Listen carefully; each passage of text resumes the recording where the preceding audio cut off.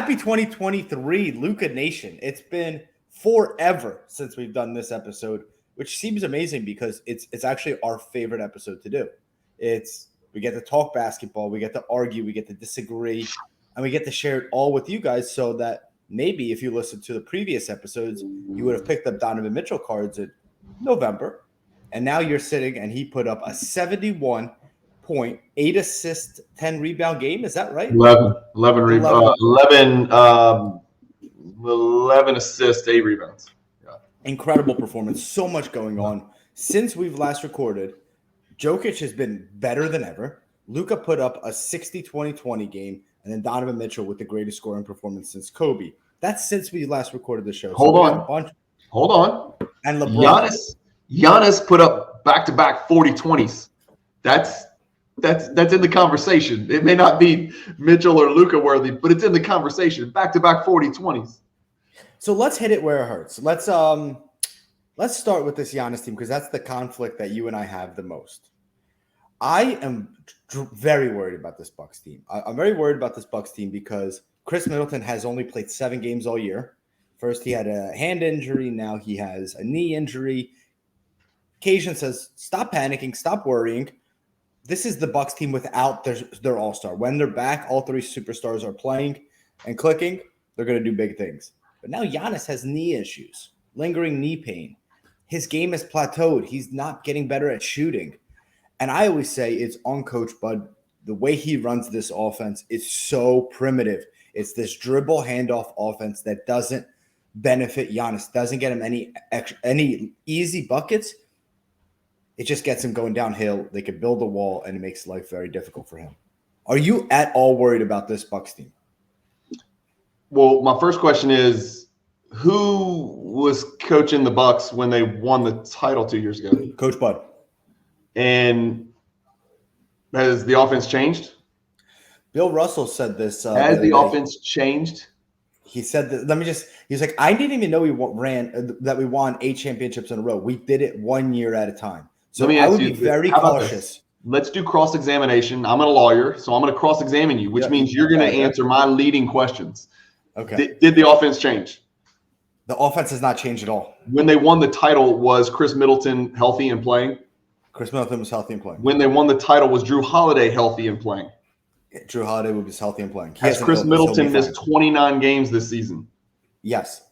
Has Drew Holiday missed 10 games this season? I don't know how many missed. I think he has an illness, though. I don't think his is that intense. I wouldn't ask the question if I didn't know the answer. Yeah. The answer is yes.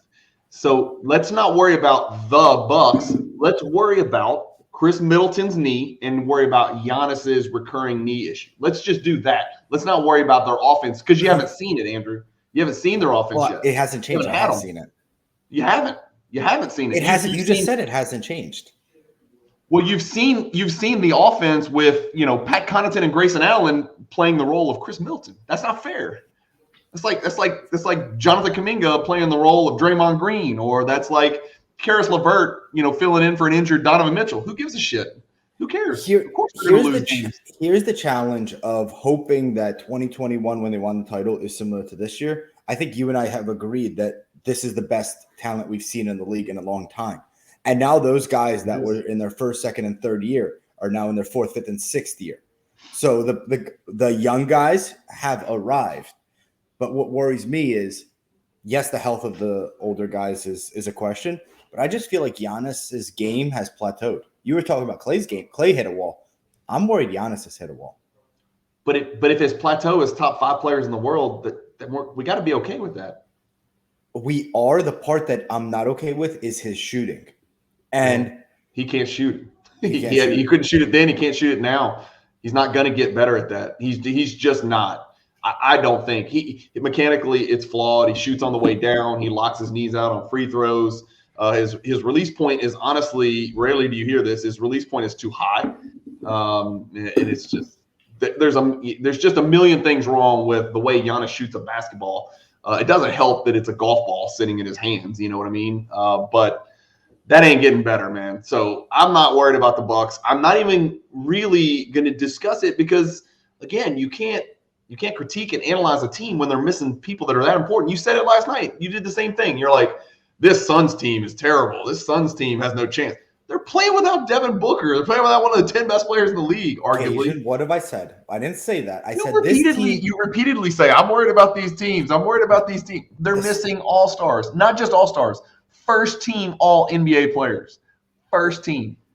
So I'm worried about the Bucks because I believe Giannis, his shooting has plateaued, and Chris Middleton's health. And I think Coach Bud has a very simple and boring offense that's easy to stop. I'm worried about the Suns, not for any of those reasons. Yeah.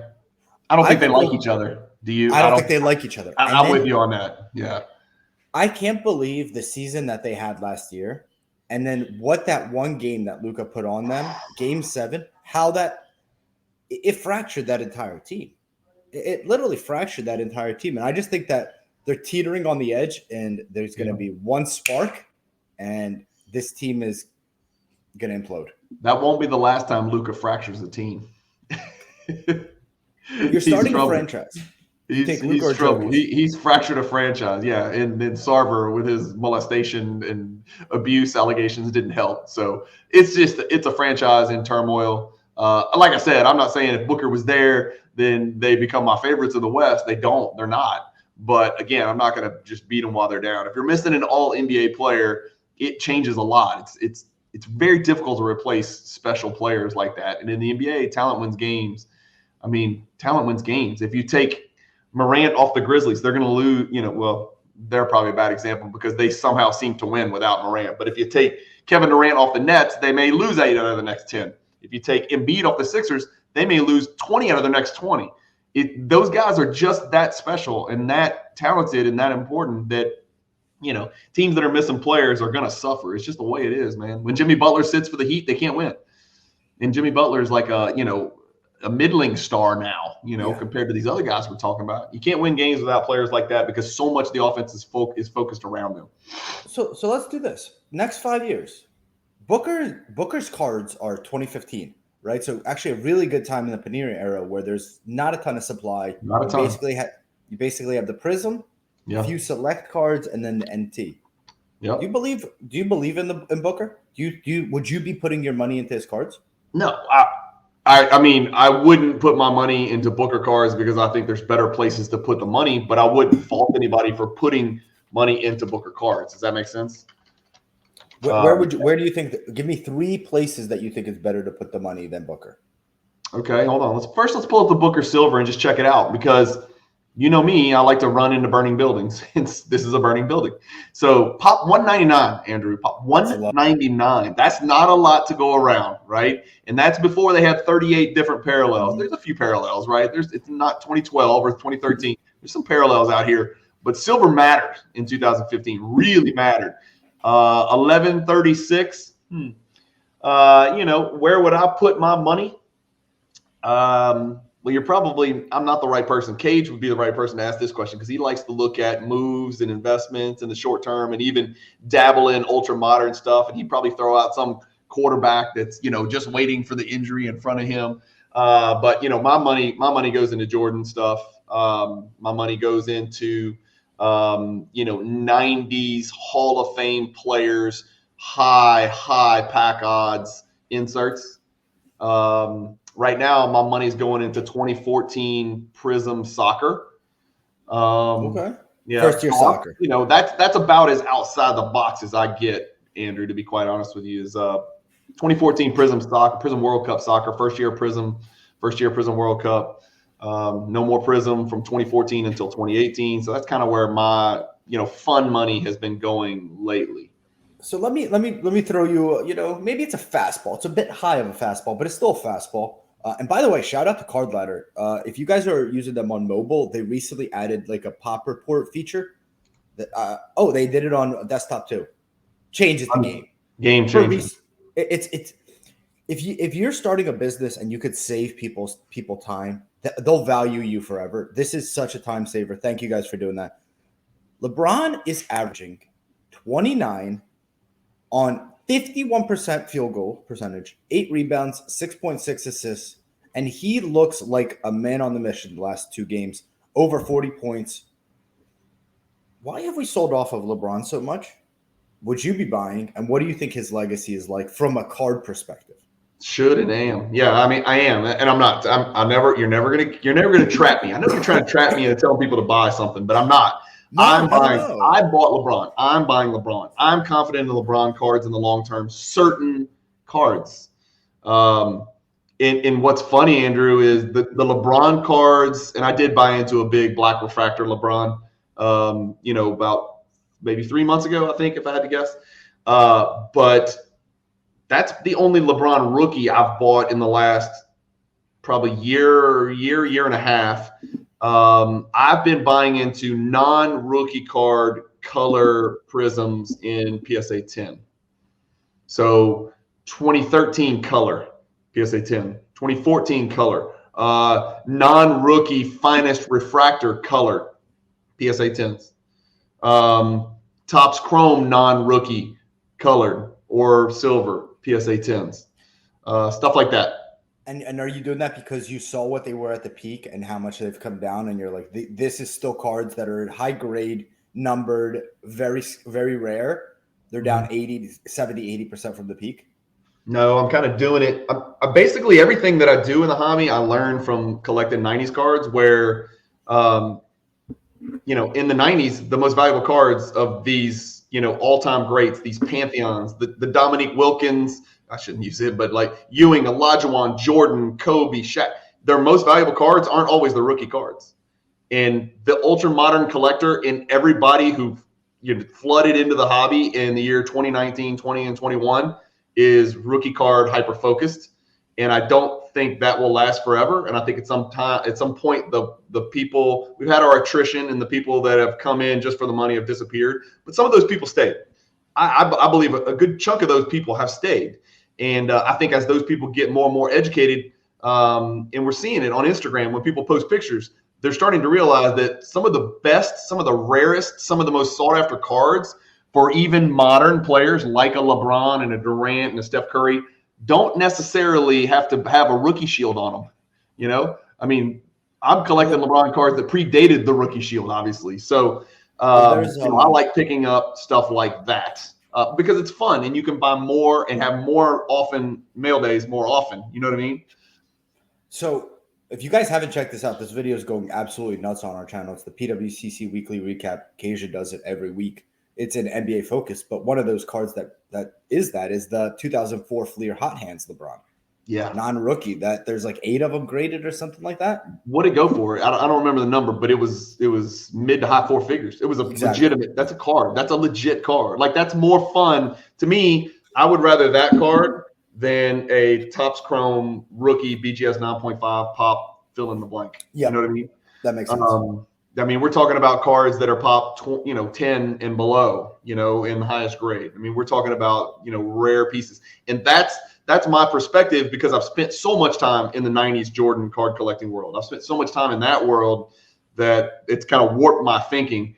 And so, again, you hear the phrase, you try to zig while other people are zagging or vice versa or whatever you want to call it. So I'm kind of looking at what people aren't buying right now. And for whatever reason, LeBron prices are going down. I mean, we know the Kareem record is inevitable.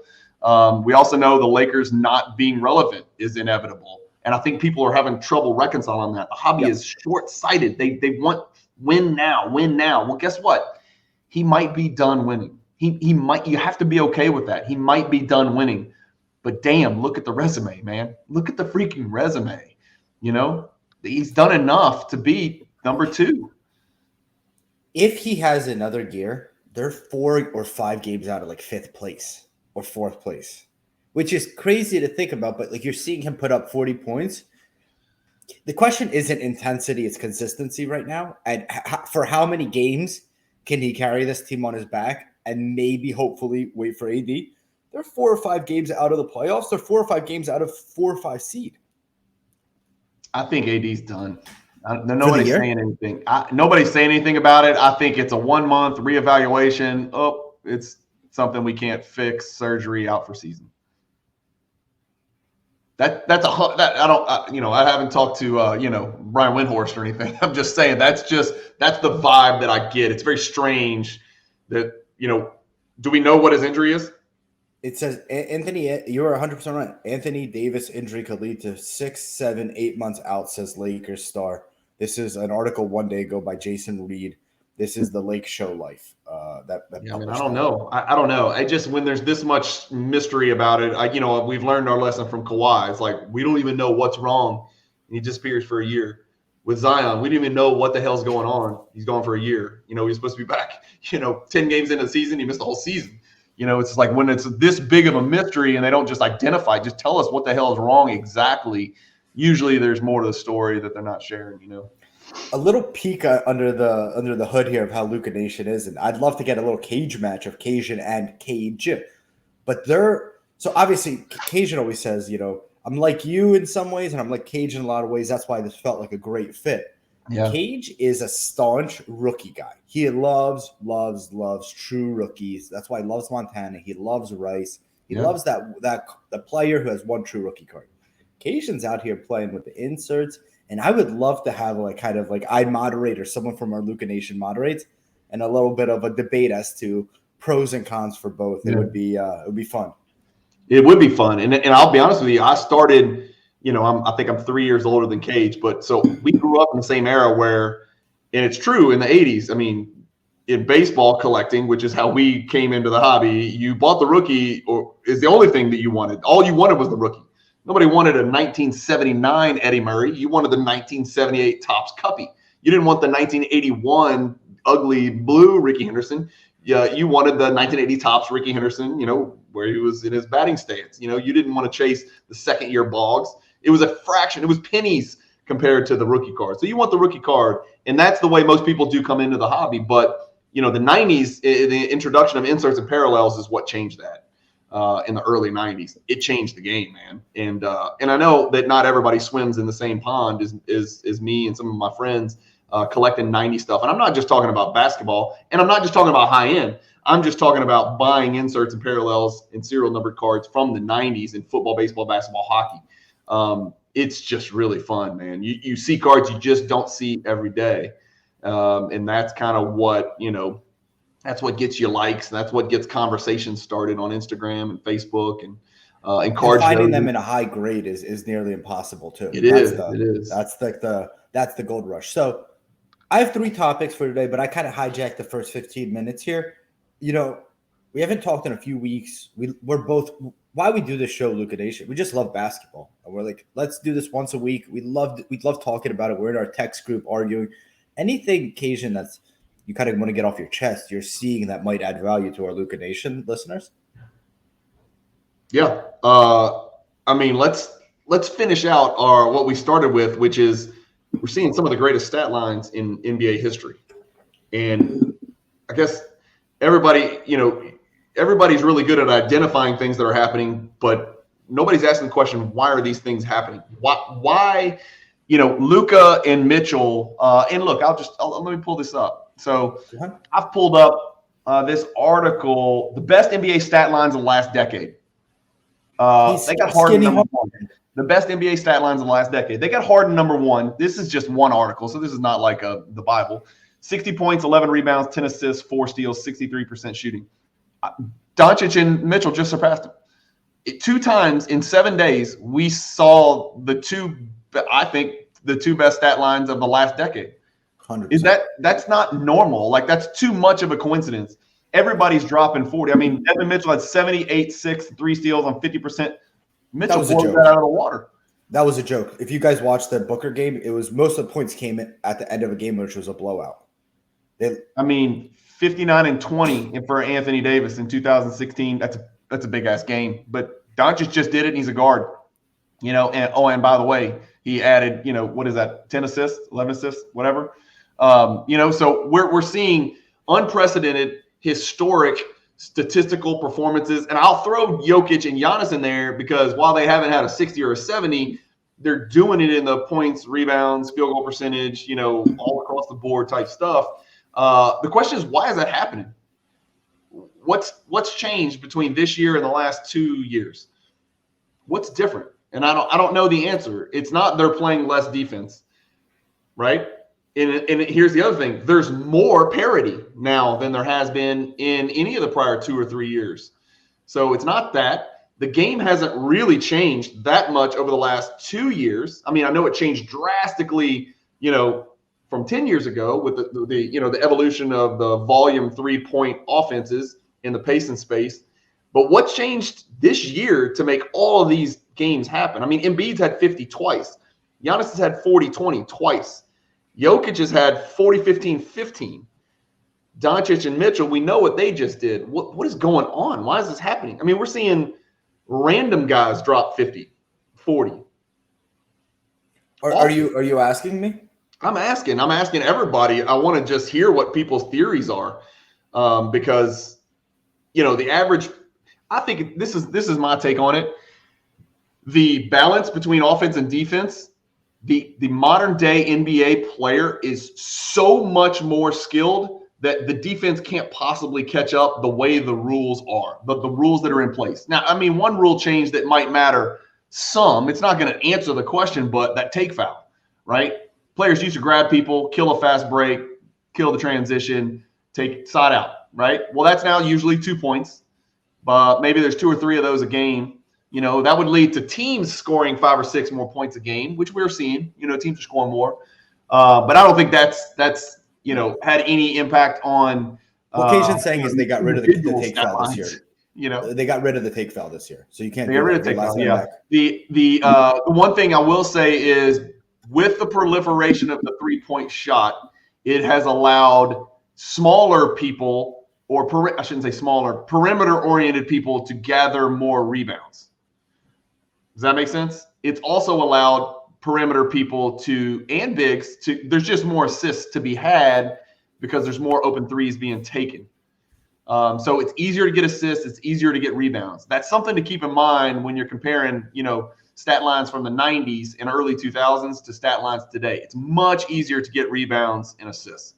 Much easier. We talk about points all the time, how, the defense is basically handcuffed. The refs call everything. You can't put hands on people. You can't impede progress.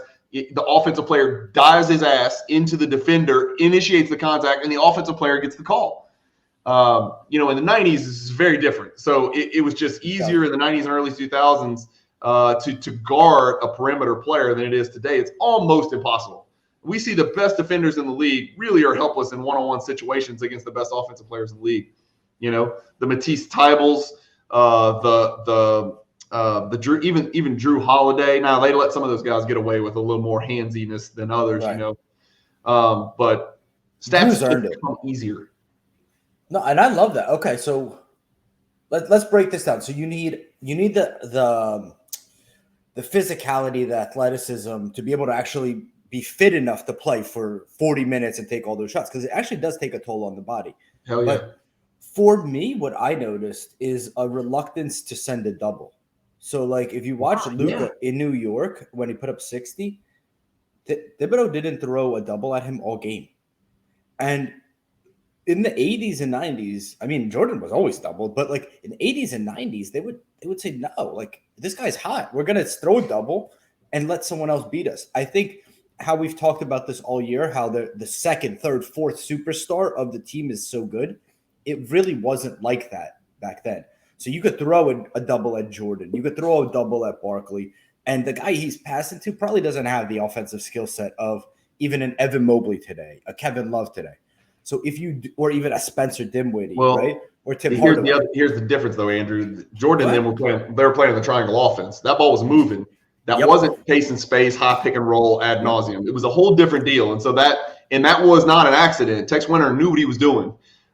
He knew how Jordan would be defended if they played a conventional offense. And so that's why they went through that rough patch and instituted that triangle offense and then perfected it. And that's why I think they're the greatest team ever assembled. Agreed. Both ends. Yeah, man, it's fascinating. Like, why would you not, Andrew, if fill in the blank coach, why would you not in a regular season game just experiment? I just want you to run a double team at Luka Doncic as soon as he crosses half court every single possession of the game. I want to see Christian Wood and Spencer Dinwiddie score 70. I think because of the NBA season, how long it is and how much downtime, they don't have time to practice that. And if it's not executed properly, they're just going to get cooked. That's probably if you ask a coach, they would say. Because when do you get to practice? Because it's not just the double. It's how do the other 3 guys. Yeah, help and recover. I get it. It just seems like they're making it awfully easy. And I get it. He's a brilliant ball handler, an amazing passer, and everybody's screaming at this pod right now saying, you're an idiot. He's a great passer. He's just going to throw it into the corner to Dorian Finney-Smith, who's going to okay, fine. Wouldn't you rather that than Luka Doncic have somebody on his hip coming off a screen and roll and getting 2 feet in the paint? I would rather Dorian Finney-Smith take 60 open three-point shots from the corner than just let Luka Doncic do whatever the hell he wants to do, which is what he's doing right now. I don't understand it. I'm with you. I don't understand that. I don't get it. Why didn't they double Kobe when he had 81? Poor Jalen Rose. I think it probably has something to do with how much this benefits the league. This is good for the league. Like, this coach doesn't give a shit about the league. The opposing coach doesn't. It's not like, well, we're getting our ass handed to us. We just lost this game in overtime. I agree. But it's good for the league. Don't tell Captain Como over that. He doesn't care about that. Thibodeau doesn't care about that. Leave your guys' comments. Why do you think you're seeing these performances? I mean, 60, 20, and 20, 71, 8, and 11. I mean, those are the cream of the crop, but there's like 50 and 40-point scores all the time. So tons of 40s. Tons of 40s from a broad array of players. And I think it's ruled. I think it's, the take foul is just a consequence. I think it's the way you're not allowed to steer your offensive player with your hands at all. You're literally in a blender, trying to guard these guys. And the skill set of these guys, and I me, man, I'm a Jordan, I'm a 90s guy. Like, if you go watch Dominique Wilkins or Clyde Drexler play basketball, and we'll say those guys, and you could throw Reggie Miller in there, those are 3 of the 10 best, perimeter players, I guess, of, the 1990s. They aren't even remotely in the same category from a skill standpoint as the guys that are playing basketball today. What about Jordan? So competitive drive aside, do you think Jordan has a better skill set than Donovan Mitchell today? Competitive drive aside. It all depends on how you define skill set. The reason Jordan doesn't have, reverse between the legs, step back into a 3 type stuff, he never had to. Jordan could always take one dribble to his right, elevate, and shoot over anybody his size, ever. Every single time, over and over and over. The other thing about skill set is I consider being able to post up a skill. Yes. Right? And that's something Jordan developed and became the best post player in the NBA. And I'm including Hakeem Olajuwon. Jordan was the best post player in the NBA ever that I've ever seen personally. And you can talk about Kevin McHale, you can talk about Olajuwon, you can talk about whoever the hell you want. Michael Jordan in the post it was over. It was a wrap. So that's part of skills for me. And shooting a basketball is a skill. And so if you're asking me, could Jordan step out and shoot threes with Donovan Mitchell? Probably not, because Donovan Mitchell's probably taken 7 million more practice three-pointers in his life just in shoot-arounds and games and, off seasons than Jordan. But if you said, shoot a 19-footer, I think Jordan would make more 19-footers, than Donovan Mitchell, especially on jump shots.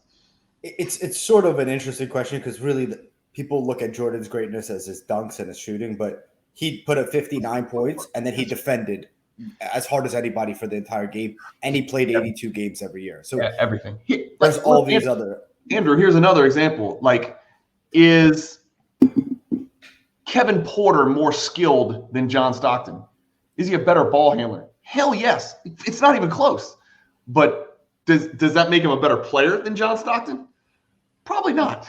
You know what I mean? So it's weird, because you're comparing era. It's like freaking, Willie Hernangomez might be more skilled than Wilt Chamberlain, but who do you want? You know what I'm saying? It's like, man, I don't know. Skill, evolution of the game. I'm just saying the ability to create open shots. When I say skilled players of the ultra-modern era, the ability to create open shots is significantly greater for the average player and the average superstar today than it was in the 90s and early 2000s. So another topic occasion and I had, and we got into a huge text argument. He owes me a lot of money, and I'm not going to send anyone to collect here, but it's a lot. I'm a believer that sometimes in the NBA, losing your superstar is a blessing in disguise. And I said that when Curry went out for the Warriors. I believe that this team now can the role players could find their spots. Yeah. And I actually thought that they would be a 500 team without Curry. Little did I know that they're going to be above a 500 team, 6-3 since Curry went out. And what you love to see about that is these guys like Ty Jerome, Dante DiVincenzo, Moses Moody, Kuminga, step up in different ways. And Kevon Looney with a game winner. Shout out Kevon. Kevon Duncan. Occasion. I believe that it's a benefit to the team because what happens is they go from role players to now you're counted on. And there are players and people in life that do better with responsibility on their shoulders, right? When there's no responsibility, oftentimes they're like, hey, we're just showing up, but today it's Curry's day. He's going to put up 50 and he's going to carry us. Now they have to come as a team, come together as a team and really work on the system, work on team defense and win games together. Any thoughts on that initial argument and where we are now, 6-3 Warriors since our bet? Yeah, I need to verify 6-3, and it's not 6-4. Just I promise. sure. I promise. Okay. I wouldn't lie. Yeah. Right hand to God. Yeah. My response is just sample size. Let's just relax. Yeah. Name the last team to win an NBA title without their best player. I didn't say they're going to win a title without Curry. Well, I know. I'm just saying. Well, that's what this is about. Well, it's about winning your bet, but I mean, that's what this is about. Is like every team wants their best player. Every team wants their best player healthy when it counts, but they want the role players clicking, and the only way to get the role players clicking is to give them those extra minutes. But can there be a benefit? I admit there can be a benefit to missing one of your key players. If, for instance, the Bucks, the team that I follow the most, right? Middleton being with them and getting that chemistry right is most important, and that would be optimal. But if he is out, there are some slight benefits to that. Ingles developing and starting to become part of the team. Grayson Allen having to do a little bit more. Connaughton having to do a little bit more. Bobby Portis is being relied on to score the ball a little bit more. Javon Carter is stepping up. So there are benefits, but I think if you ask Coach Bud, you want Middleton back, I don't think he's going to say, no, let's give him another 30 games off so Grayson Allen can, polish his game and, start to become a bigger part of the team. I don't think that's the plan, especially since when you get to playoffs, it becomes, for most teams, an 8-man rotation. They need to fire Coach Bud and bring in a Tex winner and a Phil Jackson. They need to fire two-time Coach of the Year, NBA title. And bring in a guy who understands offense. Warriors are 17-2 at home and 3-16 on the road. I've never seen that. Before we get carried away with Andrews, they're on a homestand where they're winning these games. Yeah. 5 in a row. You're in the lead. It started off looking really good at 1-3, and I was gonna really send you a big bold text. I told you so at the end of it, and maybe some confetti. You can say congratulations, and then your text shows up with confetti, and then maybe drive down to Florida and get my $50, personally, and let you hand it to me. Make sure you feel it.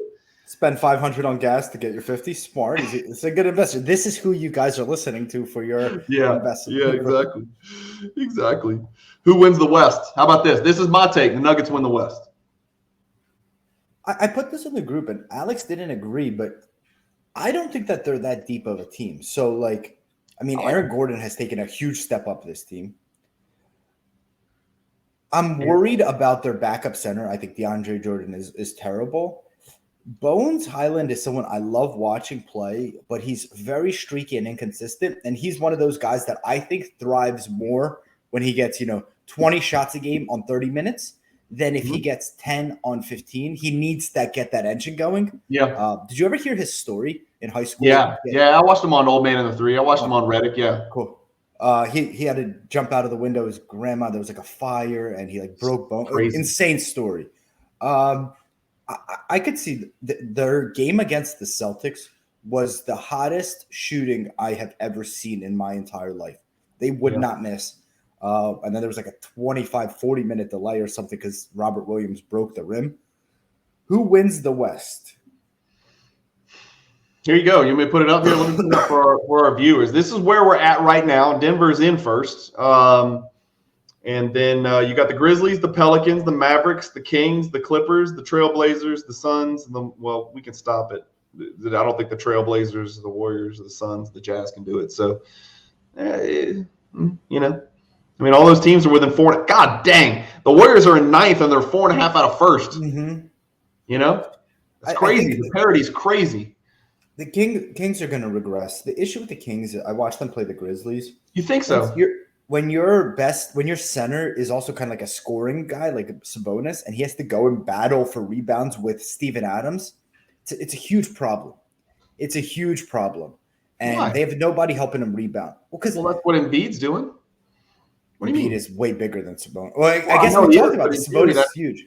Well, that's what all centers do. They battle other centers for rebounds. What are you talking about?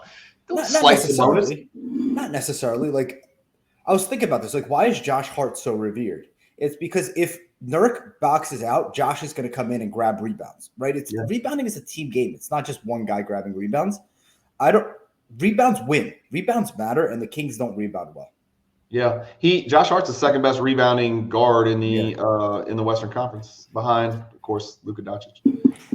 Rebounding is a big deal because you could shoot a way better percentage, but if the team gets 15 more shots a game because you can't rebound on the defensive end, you're not going to win games. Offensive rebounding especially, yeah.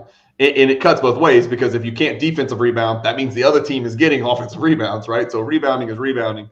Either way you slice it. Yeah, I'm with you. I think the Nuggets. And Sabonis is an all-star this year, though. You know Sabonis is fantastic. Yeah, he's not going to be selected as the starter, but stat-wise in the West, they don't do center, so it's not like him versus Jokic. They do two backcourt and 3 front court. Statistically, Sabonis is right there with LeBron as to who statistically should be that front court starter. Obviously, Jokic is unquestionably a starter. So you got Zion, LeBron, Sabonis, Paul George. Oh, actually, Paul George I think is included in the backcourt, even though he's 6'10". It's tough. It's gonna be interesting, man. I agree with you on the Nuggets, and I was actually had this point here. Like, we're in awe of Luka, but I'm in awe of Jokic, and I'm surprised there haven't been these comparisons made because it's what I remember in early 2000s when LeBron was coming up. He wasn't revered for his scoring. He was actually revered as an amazing passer. Do you remember this? Passer and dunker. Yeah. Passer and dunker. And I think Jokic doesn't get enough credit, not for his assist or for how he passes. Yeah. The way he's able to thread the needle so many times, whether that's just slightly over the top or a bounce pass, that gets his team such easy looks. I've never seen a passer like him, man. Like I would say Luka's best skill is obviously scoring, and he's a great passer. Yeah. I think Jokic's best skill is passing, and he could score. So I agree with you. I think this Nuggets team has really taken a step up. I'm just a little worried about their depth, especially as like a backup center having DeAndre Jordan. I don't know how many minutes you could really give that guy. Who? DeAndre Jordan. Yeah. I'm sorry. I'm thinking DeAndre Ayton. You're saying DeAndre Jordan. Well, here's the deal. I think Jokic is the greatest passing big man of all time. Some real old heads might say Bill Walton, but he didn't do it long enough. So I'm going to say Jokic is the best passing big man of all time. And it's time to start having a conversation as whether he belongs in the greatest passers of all time, period. Sure. He is – you don't think of big men when you start talking about some of the greatest basketball IQs of all time. If you go back through history and you start talking about the big men that dominated, you talk about Wilt, you talk about Bill Russell, you talk about Kareem, you talk about Shaq, you talk about Olajuwon, Ewing, David Robinson, and Dwight Howard. At no point do you think off the charts, brilliant, Magic Johnson type IQ, and I'm talking about on-court IQ because Magic off-court IQ doesn't strike me as real high. But Jokic, I put him in the category with the basketball IQs of a Jordan, of a LeBron, of a Doncic. I think Magic's a great comp. I didn't even think that. Dude, he cannot get from A to B very fast, but he still dictates an entire game. He dictates the whole game with the ball in his hands. Oftentimes at the high post, he's always one dribble because I think what people don't realize is it's either him or Embiid. He might be the heaviest player in the NBA. I think on NBA.com, he's listed as, 284, and I think Embiid's like 282. Now, I don't know how up-to-date and accurate that is, but people forget Jokic is not just a 7-footer. He's one of the biggest 7-footers in the world. Like, he's one of the biggest basketball players in the NBA, and that matters, right? Because you're not moving him. He's very sturdy, despite the fact that he doesn't look very muscular. He's very sturdy. And Doncic is the same way, right? Kind of shaped the same sloppy way, but big ass dudes, man. Doncic is about 242. I think about it this way. So, like, people don't understand it from a football analysis. You look at a quarterback, you're like, okay, this guy has arm strength, he has accuracy. Got it. Those two. But there's that select few, I think Burrow has this, that could move the defense slightly with their eyes, with their ball fake, just slightly enough to open up those lanes. Yeah. That subtleness when he gets the ball at the top of the key and how he moves the defense and is able to create passing lanes for his guys, not only just to make the pass, but make the finish for that guy easy. Yeah, right? You're basically describing Kirk Cousins. Like you told me the other day in the text that you think Kirk Cousins is probably right. That's not right. That you think you sent the text. I can show it that you said you think Kirk Cousins is the most underrated quarterback in the NFL. And I tend to agree with you. I think he is. Just go look at the numbers.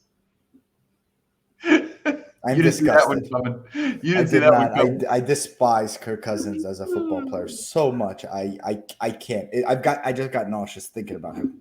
Who's your favorite team in the NBA, Andrew? I was actually going to do this an Instagram story or like an Instagram post. I wanted to hear who's everyone's favorite team to watch play. No. Who do you want to win? Who do you want to win every regular season game? You don't have one. You got to get one. We need to take a poll and let the people vote and direct you to like a certain team. You need to give this some thought because it alters the way. And I know you like to be objective, but and you're really good at that, by the way, trying to be objective about just different topics on the show and when you and Cage do stuff. And I like that. That's part of what makes you special. But like, you need a team, man. You need a team with a rooting interest because it does make the NBA more fun. I've always struggled. I've never been that guy. So like even with the Lakers, I didn't like the Lakers. I liked Kobe. Yeah. With the Sixers, I don't like the Sixers. I don't love how they play, but I love my city. If I could, my answer is I love good matchups. Like the Celtics versus the Warriors last year. That was a fun matchup of styles. That's part of my hesitation with the Bucks. Like, but you didn't want either team to win. You didn't have a team that you wanted to win. You just wanted to see Curry and Tatum go at it, or something like. Yeah, and I think that is a characteristic of the younger generations, right? We're different generations, and it's the same as card collecting, right? We can transition this over into card collecting. Is that when I came into this, I was in the early 1980s. And I was trying to collect all of the Cincinnati Reds cards I could because I grew up in Louisville, Kentucky, right next to Cincinnati was our closest Major League Baseball team. So I wanted all the Cincinnati Reds cards. Whereas, now the average 12-year-old is trying to collect all of the Steph Curry cards or all of the, Damian Lillard cards or all of the Giannis cards. It's very different. And so people build PCs, not team collections. And that's, I think, why set collecting, which used to be so damn popular, especially amongst vintage baseball collectors and football collectors and vintage guys, set collecting was a big deal. People are like, well, nobody set collects anymore. No, they do. It's just it's player rainbow chasing. That is set collecting. That in and of itself is a set. You are collecting a set in a particular player. It's the exact same gene and the same drive and the same need for closure and the same anxiety in wanting to show and display something to people and say, I did it, start to finish. It's the same thing. It's just it's on player a different platform instead of team specific. Yeah, it's just not team specific. If you guys are like me whose mind's blown, I didn't know Louisville was that close to Cincinnati. It's our closest Major League Baseball team. That's why you guys love your Louisville University. What are they? The Cardinals? Yeah, Donovan Mitchell went there, right? Donovan Mitchell went there, yeah. You know that Dame Lee transferred there? So Dame Lee went to Drexel, and then he transferred to Louisville for a year, and then he used that to springboard to the NBA. Huh. I think it was either his senior year or a graduate year. Yeah. One more topic. Okay. You know how I don't know how you pronounce the GM of the Toronto Raptors. You know how to say his name? It's He got executive of the year, but actually he should get the worst executive of the last 2 years with his idea that the Raptors can play without a center. If you look at the Raptors center of the last 2 years, I don't even know who these guys are. These aren't even real players. It's Koloko and kind of Boucher, but he weighs like 110 pounds soaking wet. And he shoots threes. Yeah. And this idea that Siakam can play center This Toronto Raptors team is a good team. They're just poorly built. I don't understand why they don't have a center who could give them 15 points a game, 12 points a game. I think DeAndre Ayton on this team would be a really interesting fit. Dude, that's a great observation. DeAndre Ayton to the Raptors, even if it means some kind of package deal where Siakam goes the other way. Problem is, who are the Suns going to have as their center? I understand. It's hard to trade a DeAndre Ayton and get nothing back because basically you're sinking your team. You know, we'd be saying the same things about the Suns that we're saying about the Raptors. You're right. They don't even have, like most teams, they may not have an Embiid, a Jokic, an Ayton, a Karl Towns, a Gobert. They may not have, but they've at least got a Pirtle or a Steven Adams or Valanciunas or just a gigantic ass dude that plays the position, like even a Wendell Carter or a Mo Bamba. I'm not even talking about good players. I'm just talking about guys that are clearly centers that can defend another team's center to some extent, at least provide some resistance. They're trying to guard, 7'1" guys with Scotty Barnes and Siakam. And surely Boucher can't do it. And Koloko can't even stay on the floor. He's a horrific player. That was my top. That was one of my topics to discuss is who's going to be a Toronto Raptor 45 days from now and who's not. Because I think this is blow up city. You think so? They're fifth in they're 16-21. They're not like totally out of it, but I just don't see if they have enough. They're in 12th, dude. 12th, fifth in the Atlantic. I said I apologize. Well, ESPN still about divisions. They're freaking in 12th. I mean, ESPN does divisions. It's not my fault. Yeah, divisions do not matter in any way, shape, or form unless it comes to some kind of weird tiebreaker. Yeah, Toronto's done. That team can't do it. I mean, Van Vliet has I can't even explain the regression that Van Vliet had. People were talking about him about being an all-star last year. This year, something has happened. He can't shoot a basketball to save his life. Go look at Van Vliet's numbers, people, whenever you get a chance. He is falling off a cliff for some reason. What happens, you know how they say legs feed the wolf, when someone's legs aren't there because they're leaving shots short. When you have to carry so much of the load, eventually catches up. This is the worry with Luka as well in the next few years. It's my worry. It's when you have a ton of usage, your legs just start to go. Yeah, and usage is not even the analysis because usage can be deceptive because bigs who touch the ball a lot less than Luka can have a very high usage rate. It's really just how many times do you push that ball into the hardwood? How many seconds of each game is that ball in your hands where you're absorbing contact?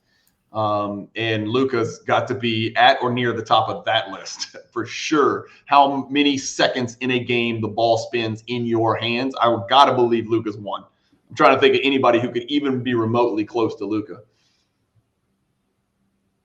Harden, if he played, maybe, but not even because they'll dump it into Embiid. Luka's got no one to dump it into, ever. Christian Wood maybe here and there.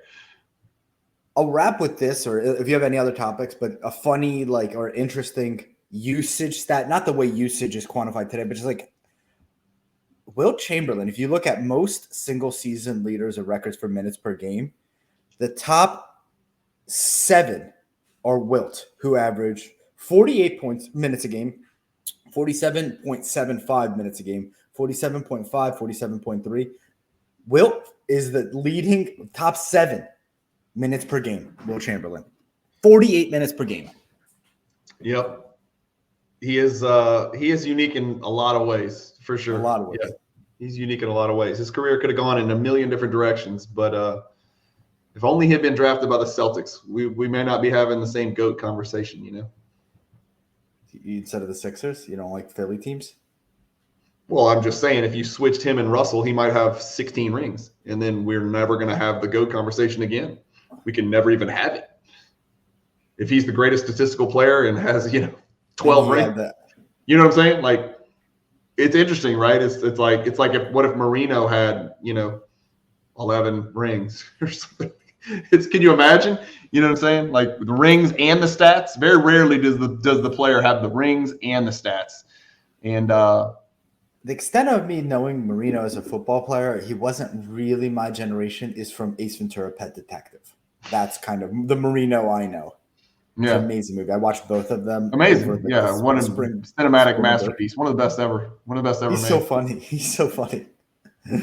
Luca Nation, we wish you an amazing start to 2023. Just know, like, we're accessible. If you want to leave a comment, ask a question, if you want to reach out to Cajun Cardboard on Instagram, if you want to reach out to me, don't feel like you have to go through this year alone.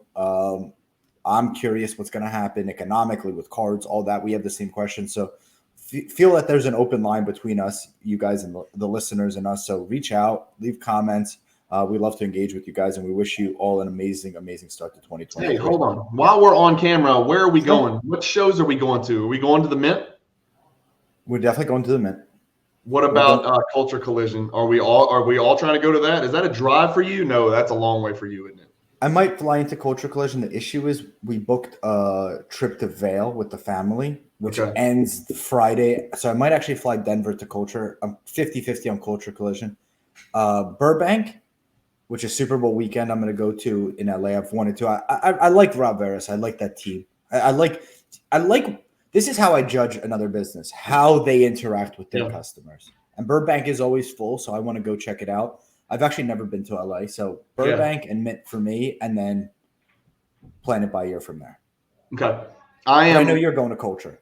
I'm almost certainly Mint, and I'm trying Culture Collision. It's going to depend on family stuff and kids stuff, but that would probably be a drive for me.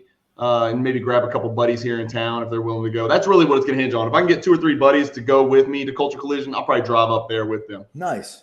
Which would be fun, you know. So something I was actually going to talk about on our Brain Dump show today with Cage, but like, it's not just Southwest Airlines that's having issues. There's a lot of airlines and flights or whatever's going on where there's delays and cancellations.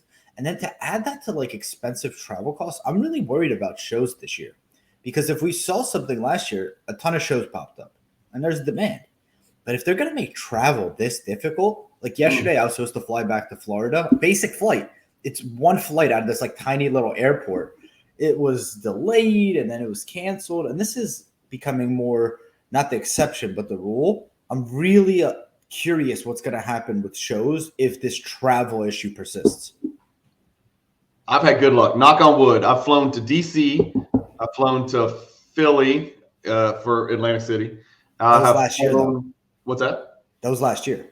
Yeah, last year. And I've flown to Phoenix. So those were my 3 flights this past year. And knock on wood, everything was absolutely as smooth as humanly possible. Incredible. And maybe it's just good luck. That is a very small sample size, but I've been very lucky. Yeah, but this problem started like the end of December, like the Southwest debacle where they grounded so many flights. Yeah. There's no explanation for it right now, but like I think it started late December. So I'm hoping you think it's like, sometimes if there's a blizzard and you're a pilot, you should just say, screw it. Let's take our chances. At 50-50, we're going to survive. That's not what it was. It was like a software glitch that kept all these planes grounded. It was just like the dumbest stuff. It wasn't weather. They need the Luca Nation content team to get on that software and get all that stuff fixed up. We don't have any software issues. None. I mean, we're putting out content on a consistent basis on Luca Nation Network. I don't see the problem. I don't know why we can do it and Southwest can't. Maybe they need to lean in. Hey, do me a favor. Grab that picture over your right shoulder. Bring it to the camera. I wanted to see it. Yeah. Oh, there it is. Yeah. I knew. Yeah. This is an NFT. For those of you watching, that is the definition of an NFT. You're off camera now, but that's the definition of an NFT. That whole wall is an NFT wall. That's you guys still can't figure out this whole NFT thing. I did a good job explaining it to you though. Yeah, sure. Don't care. Don't care. Not Give me interested. my cardboard. Give me my cards, man. We love you, Luca Nation. That's it. Later.